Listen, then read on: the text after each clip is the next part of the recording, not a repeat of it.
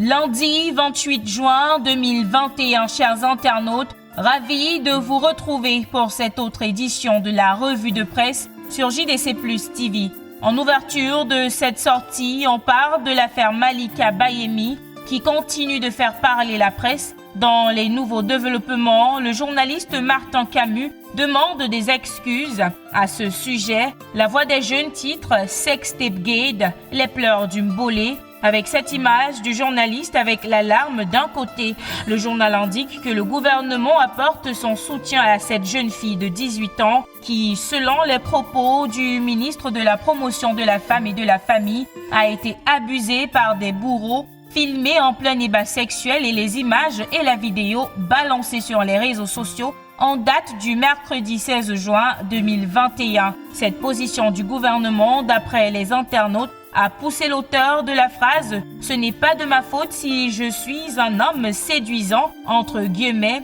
à demander pardon à la victime dont la dignité et l'honneur ont été bafoués. L'intégralité de sa demande d'excuses plus une analyse sont à lire en page 4 de La Voix des jeunes, parution de ce lundi.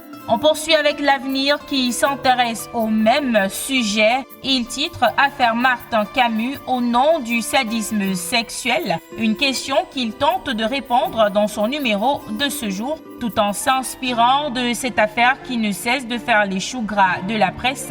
Il plonge ses lecteurs au cœur des réalités que les présumés coupables cachent jusqu'ici sous le tapis des faits et vous présente le top 30 des personnalités membres des forats spécialisés dans les actes de partouze.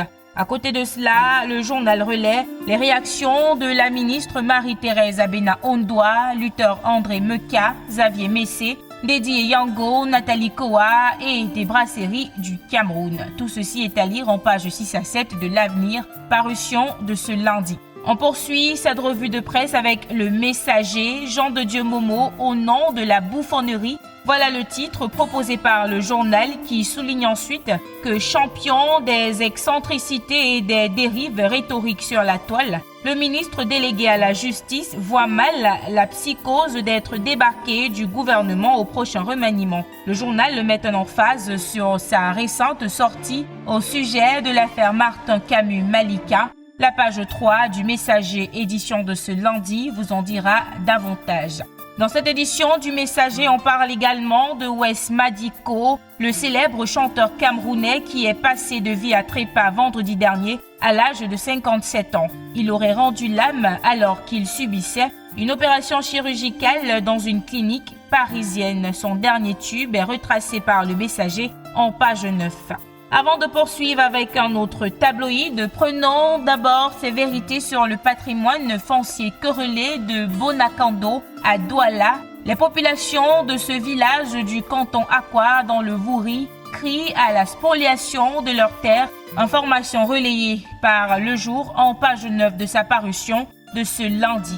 Toujours avec Le Jour, découvrons cette fois-ci le calvaire des travailleurs domestiques. Le journal a mené une enquête qu'il nous propose de lire en pages 2 à 3.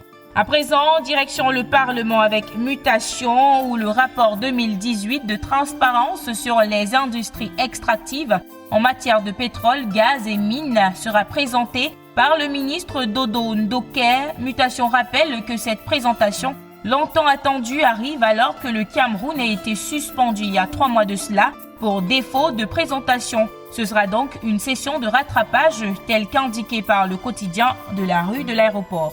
On termine avec EcoSanté qui nous fait savoir que les médias joignent leur voix à celle du gouvernement pour sensibiliser les populations à se faire vacciner contre la Covid-19. Et voilà qui vient mettre un terme à cette édition de la revue de presse sur JDC Plus TV. Merci d'avoir regardé. À demain.